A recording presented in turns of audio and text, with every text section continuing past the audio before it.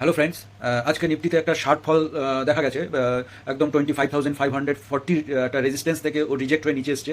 আর এখন ও ট্রেড করছে 25,360 কাছাকাছি। তো একটা ইম্পর্টেন্ট ডিমান্ড জোন আছে 25,327 থেকে 25,300-এর মধ্যে। এটা একটা ইম্পর্টেন্ট ডিমান্ড জোন। যদি এই ডিমান্ড জোন থেকে নিফটি বাউন্স করে তাহলে কিন্তু আবার আমরা সেকেন্ড হাফে 25,440 থেকে 25,480 জোনে পৌঁছাতে পারি। কিন্তু যদি এই ডিমান্ড জোন ব্রেক করে যায়, মানে 25,300, এই ডিমান্ড জোনটা যদি ব্রেক করে যায়, তাহলে কিন্তু নিফটিতে আরও ফল আমরা দেখতে পারি 25,250 থেকে 25,180 অবধি। আরএসআই একদম দেখা যাচ্ছে 40-র নিচেই ট্রেড করছে।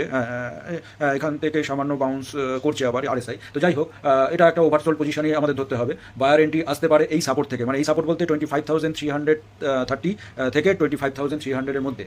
তো friends, watch for bullish price action in this demand zone before entering any long. এটা ছিল আজকে সেকেন্ড হাফে নিফটির outlook. Like, share and subscribe for daily analysis. Thank you.